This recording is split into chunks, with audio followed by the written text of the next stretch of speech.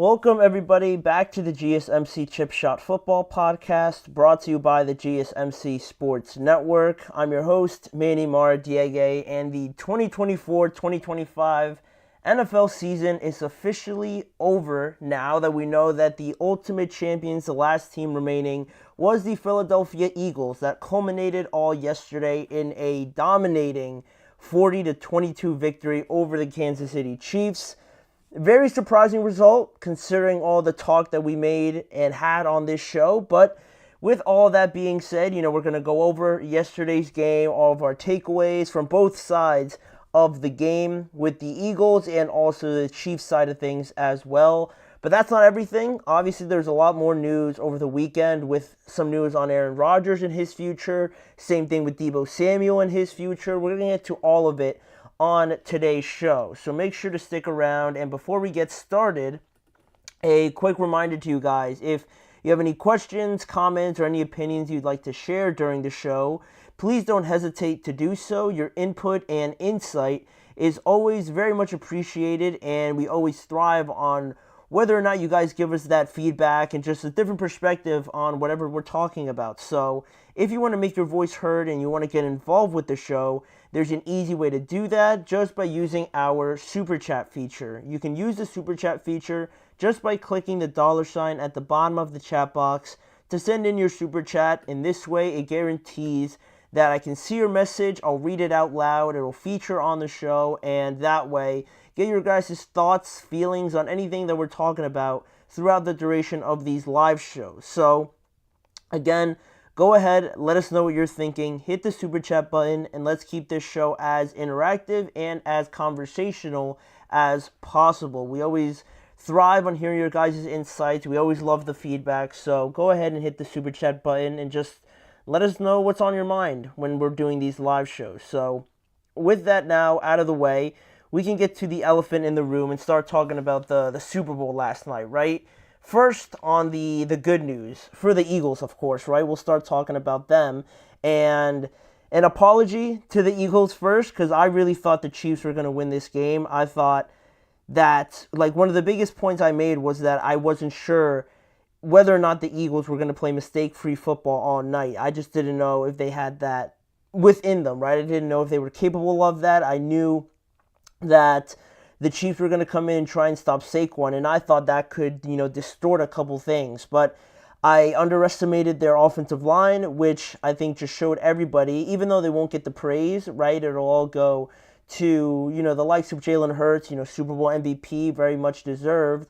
Devontae Smith, big play, A.J. Brown, getting involved, and all those players before they start talking about the offensive line. But I wanted to come on here, and highlight their performance because they're a very weird position where as long as we're not talking about them, they're doing a phenomenal job. And that's exactly how they carried out their business in this game. But it wasn't only just them, but the defensive line also, and just the whole Eagles team dominated the Chiefs 40-22 to win their second Super Bowl last night and to stop history and stop the Chiefs from a historical three-peat. So, more on the score.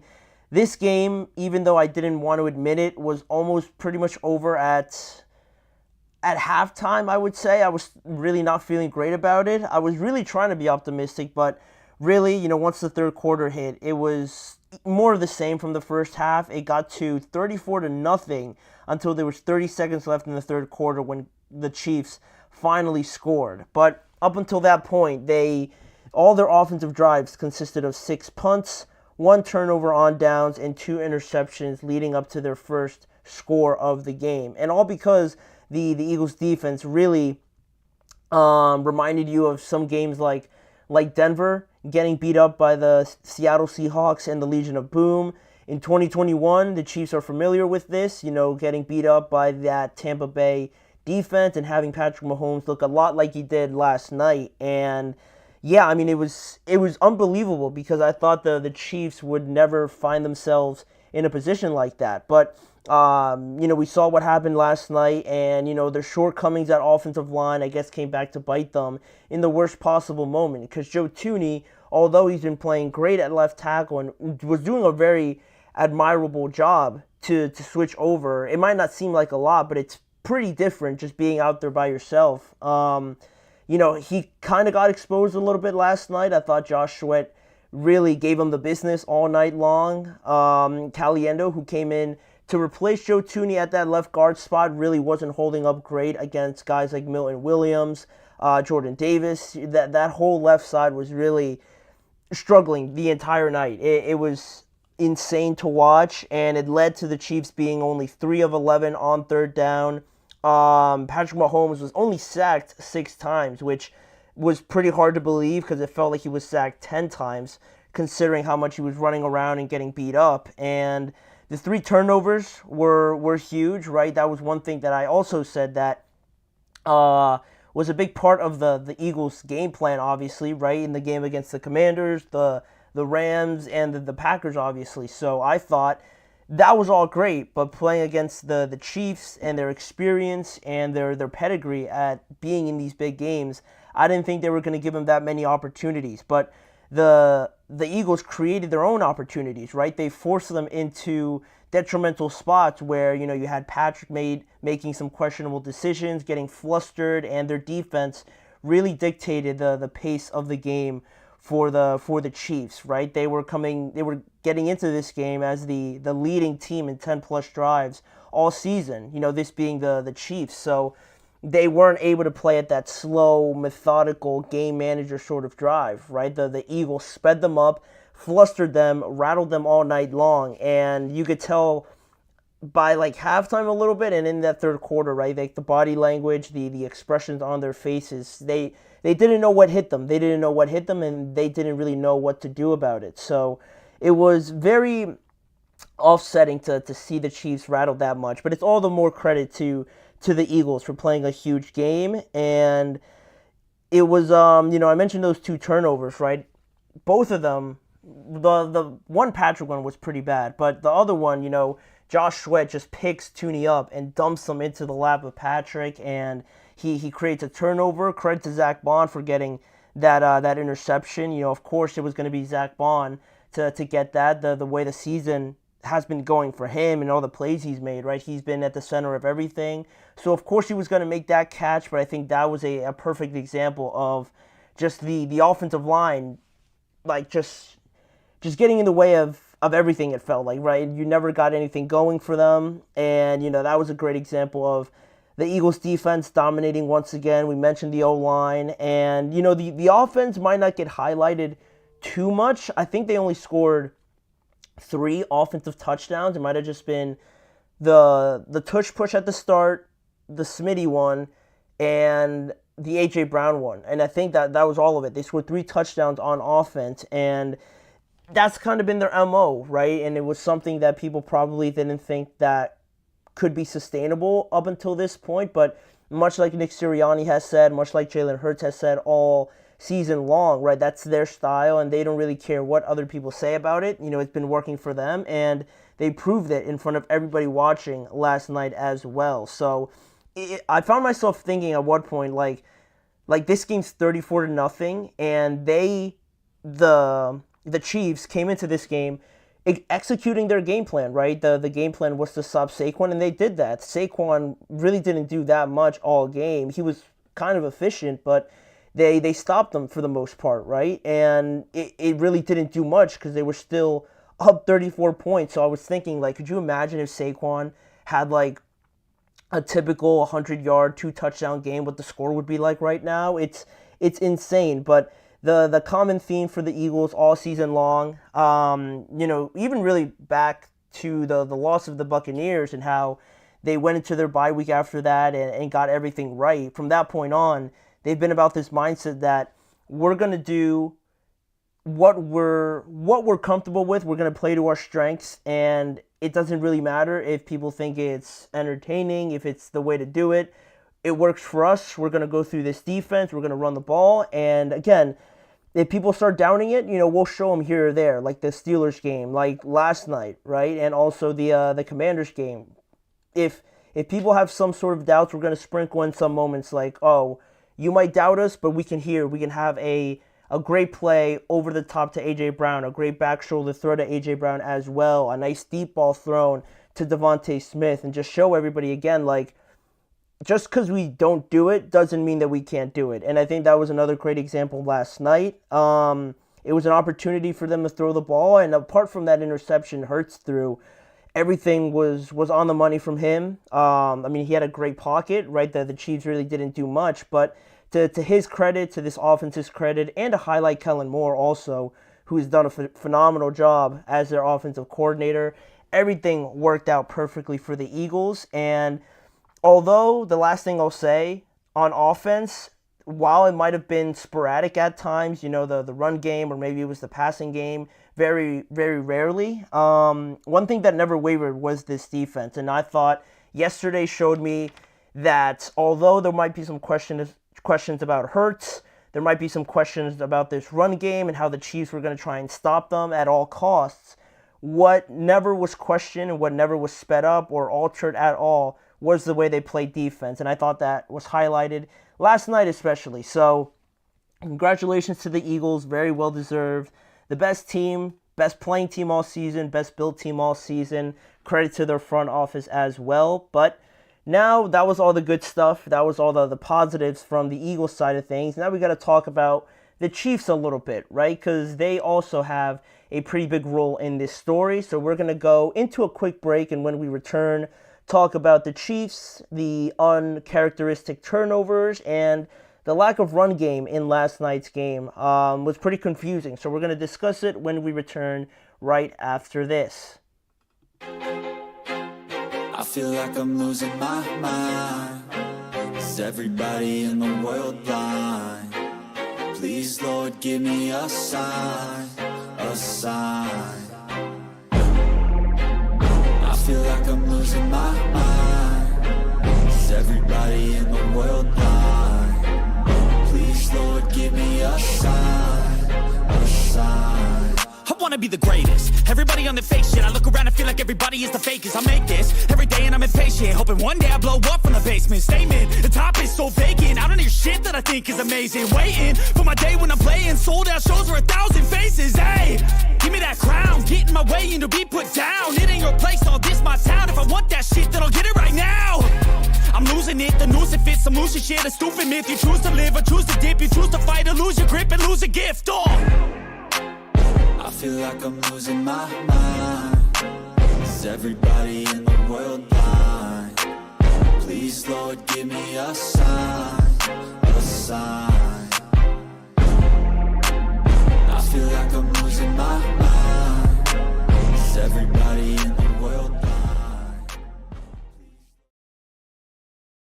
Jumping back into all the Super Bowl talk from last night's game, again, the Eagles get their second Super Bowl of their franchise's history with a 40-22 victory over the Kansas City Chiefs, stopping a historical three-peat. And in the last segment, in case you're just joining us now, we talked about a little bit more on the Eagles side of things and all the great things they did right yesterday. But of course, we got to talk about the Chiefs, because, there's two sides of the story. For all the things the Eagles did right, the Chiefs also fell short in a couple spots that was very uncharacteristic. And, it wasn't pretty for Kansas City side of things. They played their worst game of the season, I thought. And I think it's fair to say that they let go of the rope a little bit, right? In all these close games and all these battles they've had, all their wherewithal to continue to push, continue to believe that they're not out of a game. I thought the Eagles really put them in a tough spot where it forced them to let go of that rope, to just kind of come to a spot where you're getting beat up pretty badly. The other team's out physicaling you.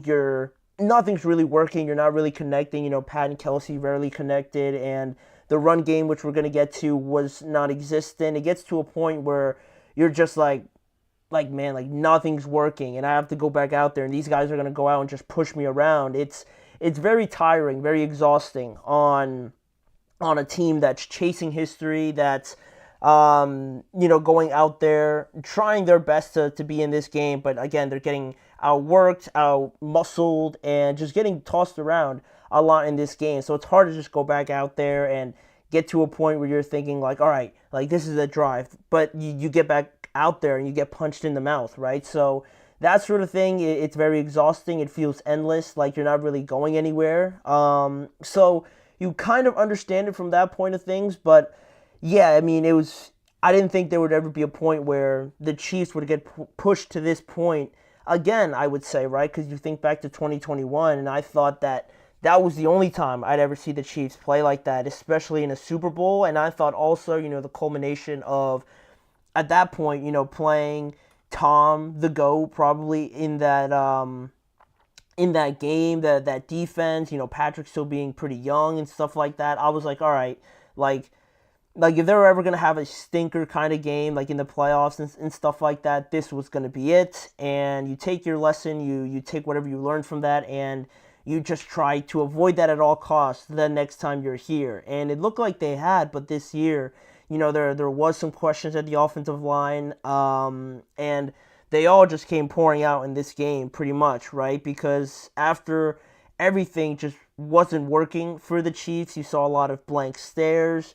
you saw a lot of walking, just bad, not bad body language, like I couldn't understand it. I very fully understood why the body language wasn't great, but again, it was weird to see the Chiefs in that spot, like they almost didn't belong in the Super Bowl, which is an outlandish thing to say, but that's kind of the impression I got a little bit. So it was very weird to see that, and one of the talking points, we mentioned was the turnover battle, and one thing, I didn't believe that the Chiefs would even commit 3 turnovers in this game, but I guess that's definitely more of a credit to the Eagles and how well they played and implemented their game plan, rather than the Chiefs, just not playing a good game. I thought that was more of an effect of what the Eagles did, more so than what the Chiefs didn't do. But in saying that, you look at the first one, that one was a bad play. I understand Patrick trying to make a play and extending the play and trying to keep it alive, because at that point, things were already starting to get pretty heavy. So Patrick, being Patrick, gets out of the pocket, tries to find options, and he throws it a little bit across his body, and I don't even think Hopkins was really ever going to catch it, but Hopkins was going the other way. Cooper DeJean steps in front of it. He intercepts it on his birthday, which is awesome. And he returns it for a pick six. That one was pretty bad. Just very, again, uncharacteristic from Patrick to put it in harm's way like that. And, that you had that play, and then you're thinking, like that was pretty bad. Like, this game is not anyway the way I thought it would be going, but, this is still the Chiefs we're talking about, right? Like, we got to put some respect on their name a little bit, and that still, after seeing that, I'm like, all right, like, they just got to settle down. They're getting the ball back after halftime. They score relatively soon, and then after halftime, we're going to have a game, right? That's what I was thinking, but then you get that other turnover, and this one wasn't so much on Patrick. It looked like it because in real motion, you didn't really see Patrick get hit, but after they slowed it down, you could see that Josh Sweat just picks up Joe Thuney and throws him into Patrick, and he gets hit, throws a wobbler down the middle of the field, and Zach Bond makes makes the difficult catch look pretty routinely for a linebacker, but that's the kind of season that he's had, and that one really hurt. That one really hurt because you're already down a lot. You're getting shut out. You're getting kicked in the teeth. And the last thing you want to do is turn it over pretty much on your own goal line. And now the Eagles have all the momentum. Their offense really wasn't doing too much up until that point, but I'm pretty sure it was A.J. Brown that scored right after that. So, things got out of hand very quickly. Those mistakes that you make, you can make them in the regular season, some could say, but in the Super Bowl, stuff like that gets amplified tenfold. So making one mistake, a pick six, especially in the Super Bowl, is bad enough, but to make another mistake like that, again, not so much on Patrick, but it doesn't even matter.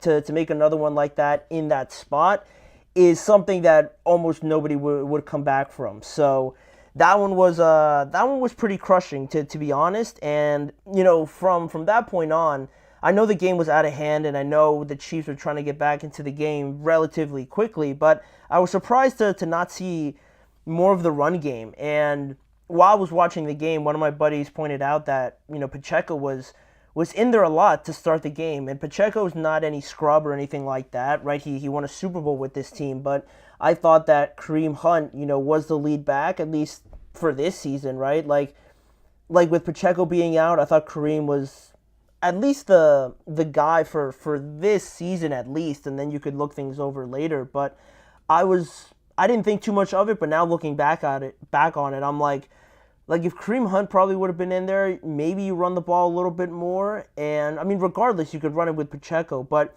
it was all kind of weird how the Chiefs, came out pretty pass heavy. They ran a couple good RPOs and stuff like that, but for whatever reason, they were reluctant to go towards the run whatsoever. And it was weird, and I can't really explain why they would implement such a strategy. I know that we kind of talked about it a little bit, like the Eagles play a lot of top-down coverage. They'll be rushing 4 and they'll cover with 7, and that's how they do it, right? They make you earn every single yard, and it looked like it was going to be efficient, the RPOs to start the game, but then after a while, the Eagles made some adjustments, and the pass rush really started to get going, and Patrick really couldn't do too much at that point. And there was a lot of 3 and outs. I think they were 0 for 5 on third down to start the game at least, and by that point, it was going to be almost impossible for you to run the ball. So I thought it should have been implemented sooner. I thought they should have gone to it a lot more than only 3 times in the first half. And yeah, I mean, what more that comes with not running the ball also is the fact that you're already losing, right? So you're already, even if they ran the ball like 10 times in that first half, right, over than 3, and they were still down that amount of points, at least now it doesn't become so obvious, if that makes sense for you, that you're obviously going to pass the ball, right? Because if you had run the ball a little bit, then the Eagles could respect it a little bit more and think that, all right, you know what, they might do a draw play, they might do a screen or something like that, or an outside zone or something, just to get them thinking like they might run the ball here. So we can't just overcommit to just rushing the passer. But when the Chiefs don't even run the ball quite literally that much at all in the entire game, and then at one point you can, because you're already down like 30 points, then you see like Nolan Smith, he lines up like so far outside the tackle, and it's crazy because then he's rushing the passer, and it's obvious, but the Chiefs can't do anything about it now because it's too late and they have to pass the ball. So you always hear the adage of you got to earn the right to rush the passer, and that means that the offense has to establish some sort of run game for that defense, to stop the run, earn their right to rush the passer, because they've been doing a good job stopping the run, and now they get like a reward, so and they could rush the passer now. But when you never implement it during the game, those outside pass rushers start to get wider and wider and wider until they really isolate the tackles. And then when you have no support in the inside, then Milton Williams goes off, Jalen Carter had himself a day, Jordan Davis, there was no real resistance from that point. And I thought the Chiefs kind of made it easy for them in that standpoint, right? If you're not going to run the ball, their front four is very good. So if they don't even have to worry about staying in their gaps or worrying about the run game, then there's no, and especially if you don't bring any extra help on the outsides with a tight end or any sort of 12 personnel or anything like that, then you're really putting Joe Thuney, who again is a left guard, in a very tough spot, because now Josh Sweat is going to be sprinting at him, and he knows that it's coming, but you can't really do much about it. So I thought the Chiefs pretty much fell short in their game plan there. I didn't really understand it too much, and I just felt like they had a strategy that they wanted to be a little bit pass heavy at the start, but things didn't go well at all, and it felt like they stuck to that a little bit too long. By the time they even thought about changing, it was going to be too late. So that, and the fact that Patrick looked a little bit flustered, right, because that offensive line was giving him trouble, was making him panic a lot, then nothing was really going to work, right? If you were going to pass, that offensive line needs to hold up pretty well, and they couldn't do that. So their main strategy went out the door. One, because the run game wasn't prevalent, but also that offensive line was no match for Nolan Smith, Josh Sweat, Jalen Carter, Jordan Davis. Nothing really worked out well for the Chiefs. So it was unfortunate for them to drop an egg like that in the Super Bowl. But we're going to continue to talk about it a little bit more throughout the next few episodes. But those were my initial thoughts from the Super Bowl, right? Very weird. You don't typically get blowouts like this, but more of a credit to the Eagles for having everything go right to all of their best efforts. So that is as far as we're going to go with the Super Bowl talk, at least for this episode. We'll continue to do that throughout the next couple episodes, like I said. But for right now, we're going to get to some other pieces of news that broke throughout the weekend. And we're going to start off in New York, pretty close to here, with the news on Aaron Rodgers reportedly not coming back as the Jets quarterback. So with news like that, we're going to talk about it. We're going to discuss Aaron Rodgers' future now going forward, and the same thing for the Jets, as both of them are going to go their separate ways starting in 2025. So stick with us. We'll be right back right after this. Looking for your daily fix of sports talk without having to pay for it? GSMC Sports Network is available on YouTube. Just search GSMC Sports Network. Get your fix of daily sports talk shows on YouTube, absolutely free. NFL, college football, NBA, MLB, MMA, UFC, fantasy football, and so much more. GSMC Sports Network has shows running all day long, with new sports shows starting every 2 hours. Just like on your favorite cable sports channel, except GSMC Sports Network is absolutely free. Just search GSMC Sports Network on YouTube to catch one of your new favorite shows, like the GSMC College Football Podcast, Chip Shot Football Podcast, Hoops and Heels Women's Sports Podcast, GSMC Basketball Podcast, and so many more. Check it out for yourself. GSMC Sports Network, now available on YouTube absolutely free. Search GSMC Sports Network on YouTube right now.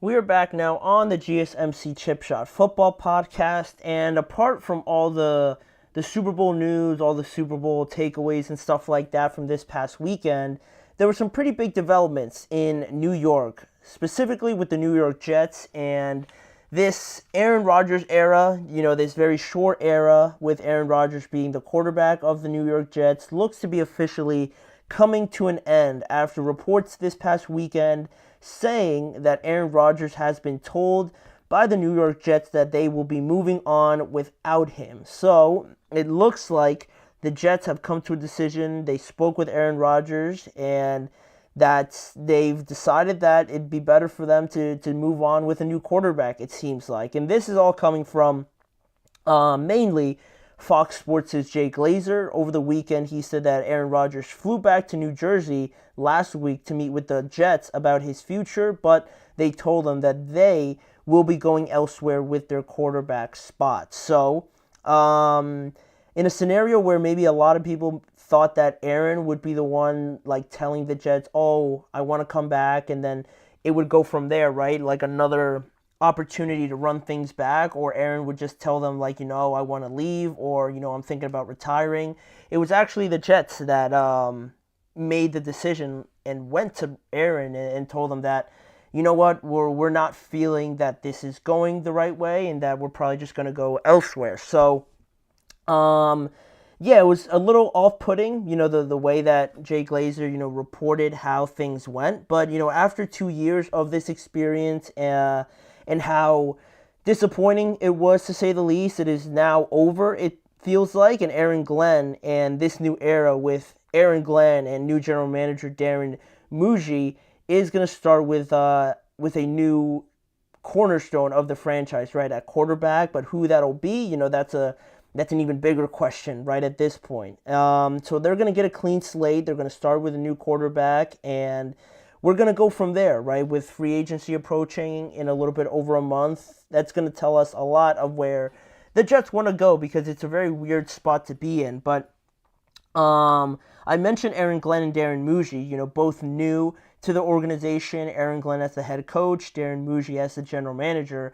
It's important to point out that during their introductory press conference, while both of them were asked a lot of questions about Aaron Rodgers, right, and they both really didn't give an answer, I thought it was important to point out that Ambassador Woody Johnson made it clear to everybody at their introductory press conference that these two guys were going to be the ones making the decision on Aaron, right? These two new guys coming in at very important positions in the organization were going to be responsible for how this quarterback dilemma was going to pan out. And I thought it says a lot about both of them that they came to a decision where they were like, you know what, we're going to move on from the Hall of Fame quarterback, Aaron Rodgers. And, as it typically goes, you could say, new regimes coming in, they want to start fresh. They want to have their new ideas, their own culture coming in and build it that way, right? So you understand it from that point. But isn't it crazy that we're still talking about Aaron Rodgers,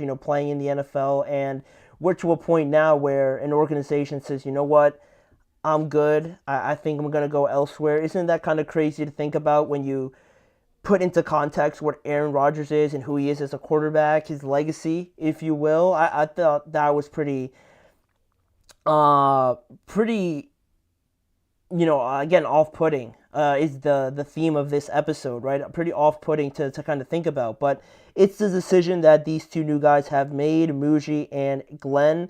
And, now Aaron Rodgers at 41 years old did give an indication that he could consider retirement after this season. That was a big part of these discussions on whether or not Aaron would even come back, right? But he said that he needed time, that he would make a decision on that closer to free agency. But Jay Glazer also, believed in his report that Aaron Rodgers does have the intention to play again because he flew out to New Jersey and, he had that incentive to go out there and talk to the Jets. So you could think that he's still pretty motivated to play. So at 41 years old, definitely one of the older quarterbacks now, and that does come with some limitations, you could say, but it feels like Aaron's going to give it one more go at it, and I think he would. Personally, I thought Aaron, if he was to come back to the Jets, which I thought he might, I definitely thought it was only going to be for one season. I still think that way and feel that Aaron has one more good year in him before, he could really start considering retirement or anything like that, especially how things ended towards the end of the year. And I know the pressure might not be the same, or the implications of these games might not be the same, but it is worth for something. So going forward, Aaron's going to be looking for a new team, I'm assuming, and where he'll play and what role he'll play on that team is going to be significant. But going forward, also talking about the finances of this situation, Aaron does not have any guaranteed money left on his deal, and he is due $37.5 million in 2025. So in some scenarios, the Jets could trade him, obviously, if they want to get something back for him, but I don't assume too many people will give him a lot for them to kind of hold on for him for a trade that they feel like is going to be game-changing by any means. So they could trade him, but also they could release him as a post-June 1st designation, which allows him to sign with any other team as soon as free agency starts on March 12th. So I'm leaning towards that part of it. I feel like they're just going to release him and just let him go and do his own thing, right? I feel like they're at a good spot to do that with Aaron Rodgers. And, overall, just my thoughts on it. I mean, I think he's got one more year in him, like I said, but I did mention that it would also come down to how the other organizations view him, right? Are they going to want him to come in as their undisputed number one quarterback? I'm sure Aaron would love something like that, a scenario where the organization wants him as well, right? That's always important. But I think now where it also kind of matters what Aaron Rodgers is looking for, right? Is he just looking for a spot that wants him to be their starting quarterback, or is he looking for a spot that is trying to contend for a Super Bowl, and he feels like they're in a great spot where they could really make things happen this year? Does he want that, or does he just want to be the starter, right? That's also something to consider. And would he even consider a spot where, all right, maybe you're on a contending team, but would you be down for a quarterback competition in the offseason, or would you be all right with being the number 2? I don't 100% know that Aaron Rodgers would be all right with that. So I think that's also an important point to bring up. Like, would he even be open to doing something like that, right? Or if not, would he actually consider retiring, right? If there's no other options for him for something that he's looking for. And immediately, teams like that need quarterbacks, right? Obviously, and that would fit more into an area where they just need a starting quarterback would be somewhere like the Raiders. The Steelers, maybe, if they don't bring back any of their guys. The Cleveland Browns could be an interesting one, right, with Deshaun looking to be out the majority of next season already. That could be a spot for Aaron. The Tennessee Titans, maybe a little bit of a stretch if they don't draft a quarterback, but why wouldn't they? I don't know. I mean, they might like Travis Hunter a lot, but I can't completely rule them out for Aaron Rodgers. The Giants would be another one of interest. It would be interesting to just see him stay in New York and playing in the same home stadium, but I highly doubt he would go there. So for me, I'm thinking if I'm Aaron Rodgers, I want to go somewhere where I think I would be open to a quarterback competition or something like that. I wouldn't feel a certain way about it. Some quarterbacks are kind of weird about that, right? They don't want to go anywhere where they're not the undisputed starter, right? So I think with Aaron at this point in time, how I see him, I feel like he should just be all right with potentially being a backup somewhere or just being a bridge guy that at some point the organization could come to and be like, you know what, we feel like this rookie quarterback or this other quarterback's in a good spot. We're going to go ahead and start him. So not quite at the level anymore where I'm thinking that he's going to start no matter what. I think if he's not already, has to get to a spot where he's going to be all right with that. He's going to be all right with thinking that it's not a scenario where he's going to just be out there each and every week, where he's going to have to earn it again, in a way you could say. So I think that's where I see Aaron Rodgers right now, right? If someone's going to be really eager to sign him, I think he's going to have to be open to that a little bit more than maybe he has been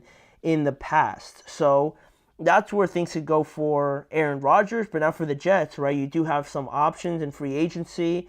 Sam Darnold's out there, but I don't really see that happening. And the other guys don't really, give me too much confidence, quite honestly, in free agency. I mean, I guess if you really want to go after someone like Justin Fields could be exciting, or do you really want to bring in like Russ or something like that? I don't know. I think Justin Fields would be the most interesting one for sure, but free agency isn't really looking too inspiring for me. The draft, not really either, because they pick at number 7, and I don't think they should trade up for a quarterback. And unless they want to bring in someone in the later rounds, like a Will Howard or something like that, or Jackson Dart maybe potentially in the second round, then all right, maybe. But it's not a window right now for the Jets where you're like, all right, we're going to move on from Aaron Rodgers, and this guy, we want to get this guy right away. I think it's going to be a lot of feeling it out, just seeing what everything's like, how the market turns out, and just trying to find the right fit, right? Because it's not, again, a spot where you're eagerly, I don't think, going after someone. Maybe Sam, but the price range and matching that up with how things ended last night, I would have some hesitations about that. So, that's where things stand. And also, I'm not going to talk about it now, but this could also mean the end of Davante Adams' time in New York, because he went there to play with Aaron, right? That was the whole thing. Aaron wanted the Jets to bring in one of his best receivers of all time, so they did that. But now that Aaron looks to be heading out the door, I'd also expect Davante Adams to be looking for a new team at some point this offseason. Probably a trade. A release could also be in the works, but the Jets are clearing house. The Jets want to have a clean slate at this and really usher in the Aaron Glenn and Darren Muji era with guys that they that they bring in that they feel fit this culture. So we'll see where things pick up from this point, but a great start, I think, for the Jets.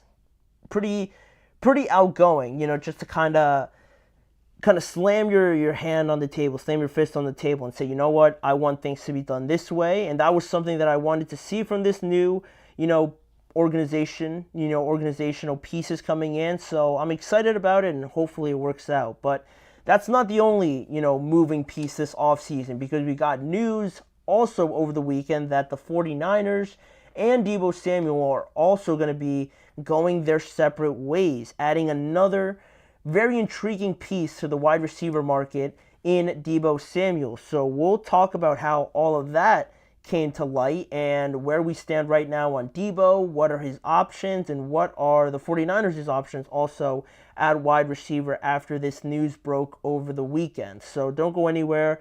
You're listening to the GSMC Chip Shot Football Podcast.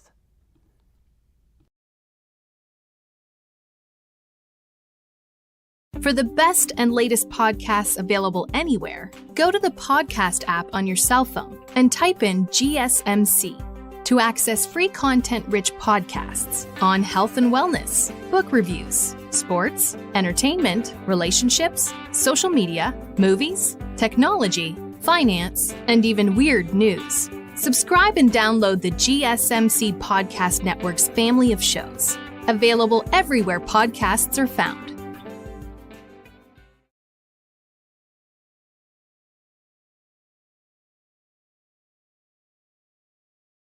So guys, we're back here on the show, and like I said before, we went into a break there for a little bit, that there was a lot of developments, a lot of big developments in the wide receiver market, especially yesterday, because as of the latest one, it has to do with Deebo Samuel, and it was actually Deebo Samuel who told ESPN's Adam Schefter recently that the 49ers had granted him and his agent, Tory Dandy, permission to seek a trade, ultimately, ending this period of Deebo Samuel and the 49ers and their relationship.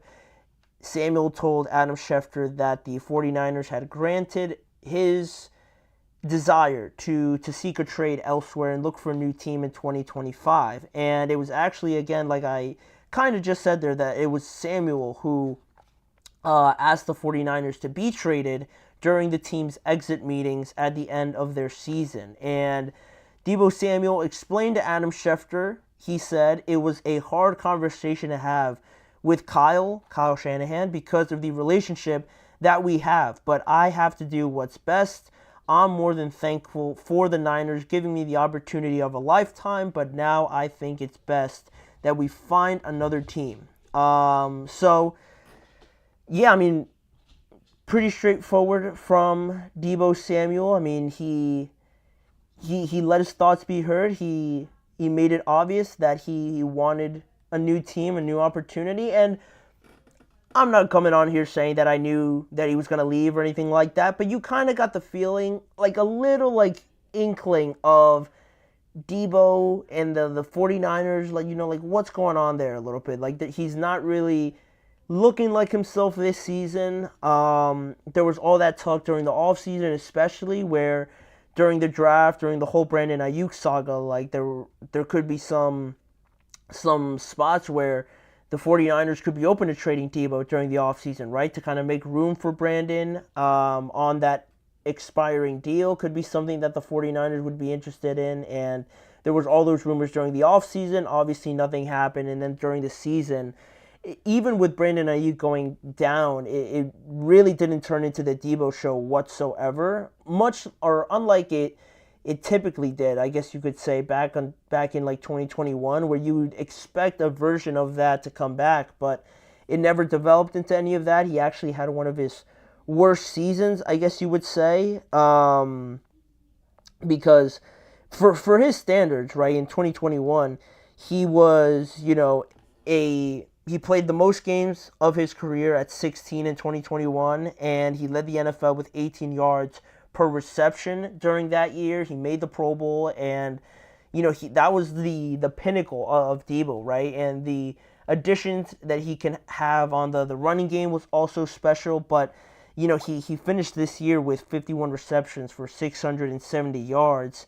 He dealt with injuries, and he only had 3 touchdowns this year. So it wasn't a year where it was filled with a lot of rejoice or anything like that. And with that, and some of the comments he also made too, I don't have them in front of me, but there were some pretty cryptic comments that he made at some point this season too. So, for a guy that might be settled in and that might be, loving life there, Debo wasn't really giving that impression also. Again, I'm not saying that I thought he was going to leave whatsoever, but there was a little bit of something there, right? It felt like it was weird, right? Like the relationship was different this time around. But, it's developed into something like this. Now, you got a wide receiver market of Debo out there, Cooper Kupp's also out there, Devontae Adams, like I just talked about, could be likely moving on as well from the Jets. So you got 3 veteran options out there for a team that's ready to win right now, right in the next year or two. Go add one of those guys, right? Because all of them have like a year or 2 left on their contracts. So that could be an interesting investment for a team that's right there, like maybe the Packers, like the Rams could be somebody that could be interested in like a Adams or Cooper Kupp. Wouldn't it be funny if they just switched spots, Cooper Kupp and Deebo Samuel? Wouldn't that be something? But I highly doubt that'll ever happen. But that would be so wild. But I mean, you have a great wide receiver market now, very intriguing options on top of T. Higgins obviously out there, and guys like Amari Cooper, also a free agent this year. It's going to be interesting to see where this market goes, especially when you're talking about the contracts and how that affects everything, right? That always seems to be the case. But this year for 2025 is going to be an important year for Debo because he'll be playing on the final year of that 3-year, $71.55 million extension that he signed with the 49ers, and he's going to be making $17.55 this upcoming year as well. So it's not a situation unlike last offseason where teams were approaching the 49ers on gauging their interest of maybe letting go of one of their most prominent wide receivers to that point, right? It's nothing like that now because now the leverage is in favor of all the other teams, right? Like the 49ers are probably in a spot now where they need to trade him because he's already asked for it and they've given him permission to do so. So it's not like people are going to be running up to them and trying to get their hands on Debo, knowing that the 49ers are just going to trade him anyway, right? They've come to that conclusion that they're going to move on from him, right? Because he wants to leave. So maybe the trade price now is definitely not going to be what it would have been last offseason, right? Especially after a down year. So, it's going to be a big year for Debo because of that fact of, having a down year. And once he gets on his new team, you're going to want a contract extension, right? Ideally. So you're going to need to go out there and prove yourself and have one of your better years to get that extension with whatever team he ends up on. So, yeah, it's going to be a big year for Debo from that extent and kind of redeeming himself from this year, trying to stay as healthy as possible and reminding everybody that on his healthiest top day as a offensive weapon, he can line up in the backfield. He's built like a running back. He can go out there and get you 7 receptions and like 80 yards a clip on like an average good productive day, right? You got to go out there and prove that once again. So a lot of pressure on Debo, right, to do that and earn himself another contract. And yeah, going forward now, his options, you look at teams like who did I mention? The Rams as a very unlikely spot for this to kind of go down. But there's a ton of spots, right, where they could fit a guy like Debo. Like you look at the Commanders, right, talking about a team that has the window open, right? The Commanders were a game away from being in the Super Bowl. So I've talked all season about their need of a number 2 wide receiver. And if Debo can rekindle that fire, I think that would be a great addition to the Commanders or somewhere like the Los Angeles Chargers that maybe might not give him a lot of volume, but maybe that's not where Debo is at this point in his career, right? For him to handle that sort of workload, maybe he's not there anymore. And I think the Chargers, because they're predominantly run heavy anyway, can ease up that workload a little bit on Deebo, right? They don't need to go after him that much because they run the ball first anyway. So that could be another spot. The Steelers are going to be mentioned, even though I hope they don't get him. I don't think that would be a spot for them to go as a Steelers fan, but they're going to be linked anyway. And the Jets could be another one. Again, talking about flips, right? If Deebo ended up in New York after Adams left, and like Adams, what if Adams went to San Francisco, would be kind of crazy, but I can't rule it out completely because they only have really Garrett Wilson. So they would need to add something else to that to remain competitive. You look at the Buffalo Bills, right? One of their biggest critiques in the playoffs was that they didn't have a true number one. Now, is Deebo, after everything that we've said, is he a true number one?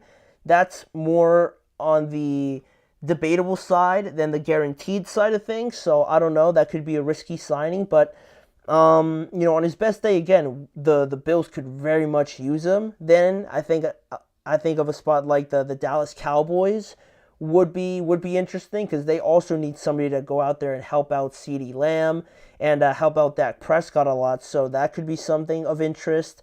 You got teams like the Raiders, obviously, who need as much help as possible. So that could be somewhere, but, again, it's a trade, so I don't know.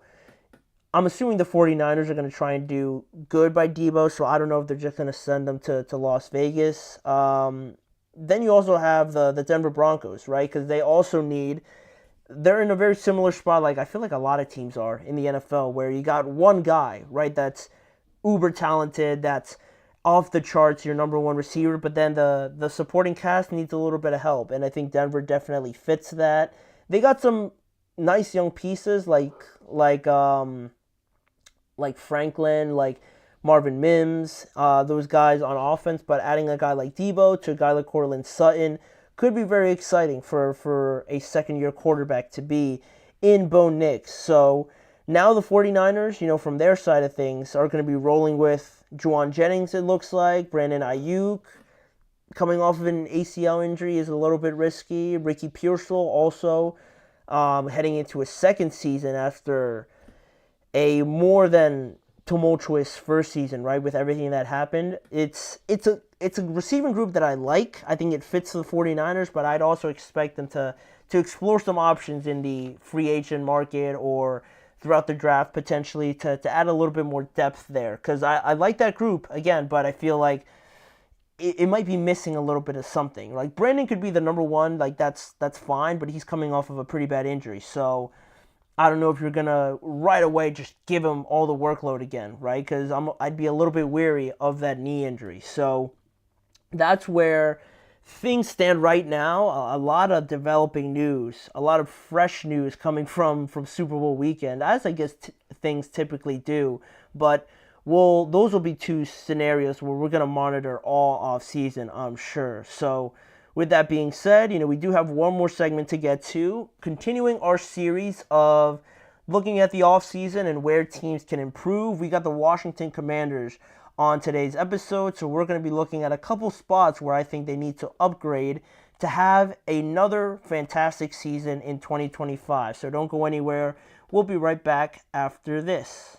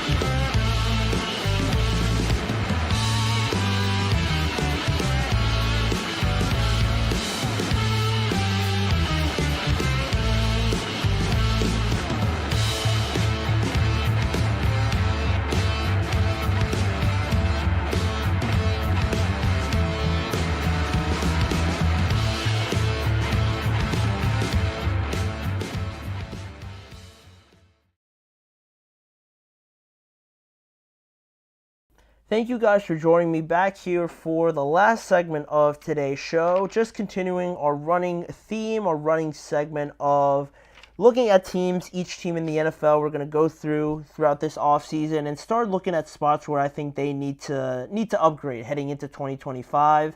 And looking back at this year, right, specifically at Washington and the kind of year that they had, they really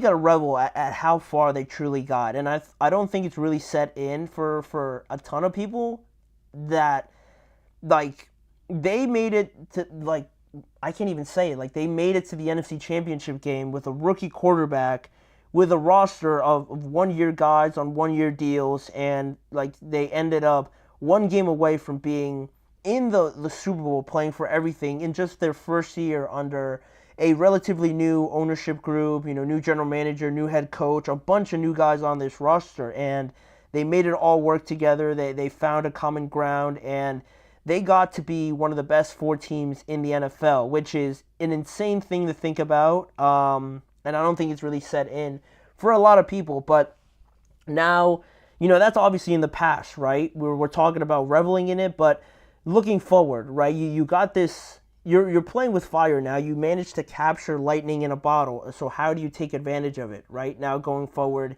into 2025, well, the first spot you could look at would be free agency, and not in the best way possible for the Commanders, because they got a lot of pivotal pieces that are going to hit the free agent market if they don't re-sign them by the time we get there, right? Like guys like Bobby Wagner, Zach Ertz, Dyami Brown, Noah Brown, Jeremy Chin, Dante Fowler, among a lot more that I could have said, but those are some of their heavy hitters that could leave their team this offseason. And it's not only about, like, talking about this segment and improving, it's also about making sure that you're back to the same level and making sure that you bring back some of those guys that got you to that NFC Championship game, right? Not losing on some of those massive pieces like Bobby Wagner was, like Zach Ertz was, and the relationship he had with Jaden Daniels. Dyami Brown, he had crazy games in the playoffs for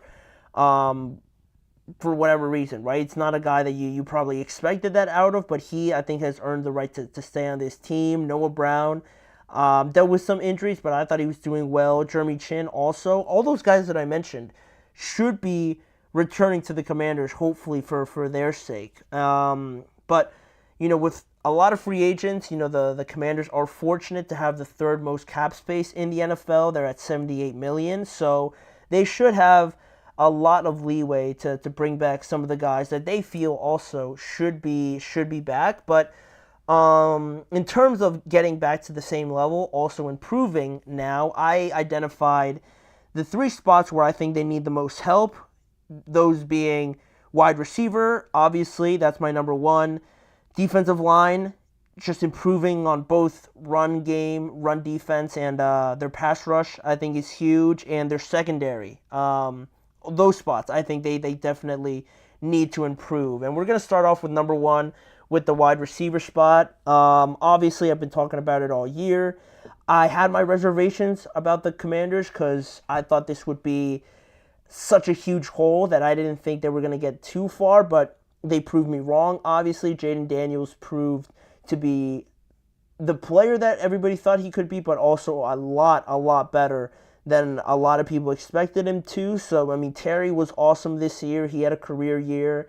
Again, I mentioned Dyami Brown had a very good year, a breakout year, if you will. But I think to where this team is now and where they could elevate to, they need to bring in like a household name or something like that, especially with that much cap space. They got to do something to add and help out to Terry McLaurin, especially. Oh, I forgot to mention that Brian Thomas is going to be a free agent this year as well. So whether they decide to bring him back, then you could add running back potentially to this spot. But that's also another one I failed to mention. But really wide receiver and taking advantage of Jaden Daniels' talent and whatnot and things like that. I think in free agency, you got to look at some of the bigger fish like T. Higgins and Chris Godwin. I think both of those guys should be, at least one of them has to be on the Commanders, right? If they want to really, make a stand and make a statement in free agency and, kind of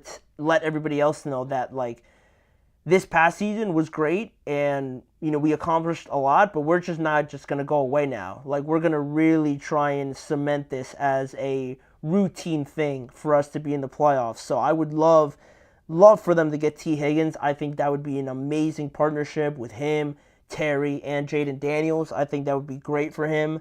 Or even Chris Godwin. He was having a great year until he fractured his ankle. So either one of those guys, they're not going to get both. Like let's not get crazy, but one of them, I think one of them would be great for them to add. I'm hoping it's T. Higgins, and I say that also because in the draft, you can get guys in the later rounds, obviously, but at number 1 in the first round, I think the consensus top 5 guys that you would add would probably be gone by number 29, so I would reserve the draft and that spot in the first round for defensive line or potentially secondary if they feel like that's a spot they want to go with in the draft. But that's why I think free agency would be my preferred destination for a wide receiver. That's the first place I'm going, and I'm calling T. Higgins right away to gauge his interest. So that's my top priority, but then we go to defensive line and improving that run defense that was one of the worst in the NFL,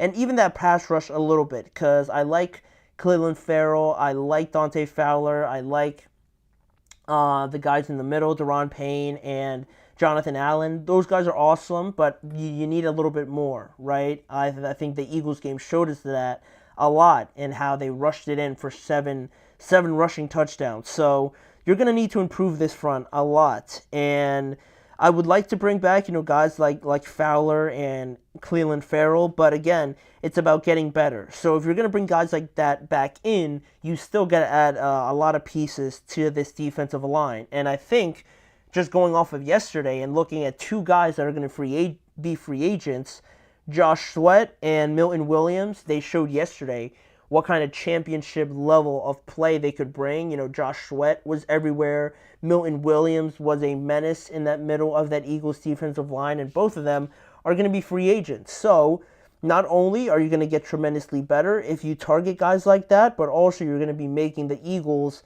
weaker. So that would be something that would be phenomenal for the Commanders if they went out and signed a guy like Milton Williams or Josh Sweat. It feels like Dan Quinn loves picking off of NFC East rivals, right? He took a lot of Cowboys players with him, so this time, go over to Philadelphia and start shopping there. I think that would be something that would be a great fit, or he could go back to Dallas and take Osa Odigizua from the Cowboys. That would be a phenomenal signing as well. There's talks about Myles Garrett. I mean, if you want to talk about making a statement, going out and trading for a guy like Myles, I mean, that would cost you, obviously, your draft pick, a lot of draft picks, but I think Myles, you add him to this defense and they add guys to this defensive line around him already, like, this defense would be revolutionized. With a guy like that, a generational talent like that, it wouldn't be fair. It wouldn't be fair to add someone like that to this defense, and immediately it would shoot them up to like top 3 team in the NFC. If they got better, in some of these other spots and they added Myles, like their Super Bowl window would start as soon as he was traded there. I think that would be awesome for him to go there, but a trade like that, you'd have to wait a while. So that would be something. But also you got the draft, and at number 29, if they don't trade it away, you're looking at guys like Derek Harmon, James Pierce Jr., Walter Nolan potentially. I've seen him in mock drafts go from anywhere from like top 8 to like at number 24, 25. So, he's a little bit all over the place, but those sort of guys will be there around 29 if they decide to go with defensive line. But also, I mentioned secondary as another spot that I really think the Commanders would benefit from upgrading, because I have this at number 3 because I like Lattimore. I really like Mike Sanders still out of Michigan and how he plays for them. But he's definitely more of an inside kind of guy. I would like to see them add another top-tier defensive back across from Marshawn Lattimore, and then you have Mike Sanders still in the middle as well. That would be one of the best trios of defensive backs in the NFL. But you also got to worry about keeping guys like Jeremy Chin. Hopefully he stays, and they still even need to add a guy to Jeremy Chin as well, again, if he decides to stay. But, this free agent class, this free agent group in the secondary is loaded with so many guys that you could add, right? Immediately at the top, you're thinking of guys like TJ Reid from the New York Jets. Charvarius Ward is a free agent, and I'm sure the Commanders would love to add him, obviously, across from Lattimore. Javon Holland is a great safety option. Byron Murphy Jr. from the Minnesota Vikings would be an intriguing option. Staying in the NFC North with Carlton Davis, he was having a great year before he got hurt. So at corner, I think wide receiver and corner would be spots that this Commanders team would surely really like to address in free agency, because you got so many very solid options in free agency. And in the draft, you also got guys like Jahdae Barron, Azareye'h Thomas, who I really like out of Florida State, Maxwell Hairston, Malachi Starks potentially at safety if you wanted to add that to Jeremy Chin or as a replacement of Jeremy Chin.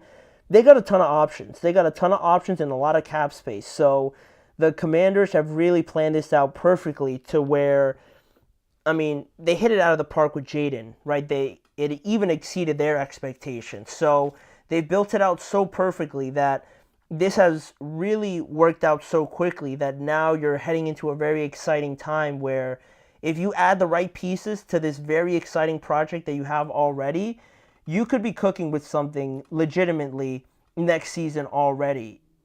This offseason is one of the most important for this Commanders franchise, and this past season was one of the most important seasons for them to change the course of this organization with drafting a guy like Jaden. Now comes the hard part at staying in this group of top NFC teams, and this offseason is even more important than last offseason, right? Because now you're not surprising anybody. You're not the underdog, most likely. You're going to be on everybody's like watch list, right? You're not going to be this underdog, like rookie, young team anymore, right? So you're going to have to do a lot this offseason to maintain that level, but also exceed it, because there's a lot of good teams in the NFC. So I'm excited for the Commanders. I think this is something cool to see for an organization to change that quickly. So I'm hoping they make all the right moves in free agency. So with that being said, they got a lot of stuff to get to, but for us on this show, that is everything we're going to get to cover on today's episode. I want to thank you guys for joining me on this episode of the Chip Shot Football Podcast, brought to you by the GSMC Sports Network. And on that note, if you want to see more of this show, go check out the GSMC Sports Network and the GSMC Podcast Network on YouTube to see more content around the NFL, more coverage of free agency that's coming up. We're going to talk a little bit more about the draft, more on the Super Bowl, obviously, and the fallout of everything. All of that stuff with me, Manny Maradiaga, as your host. And remember to like, follow, and subscribe to the show, as well as tuning in every weekday at 6:30 p.m. Eastern Time. So we'll sign off for now, and I hope to see you guys all back here again tomorrow, same time, joining me for another show. Mm-hmm. Mm-hmm. Mm-hmm.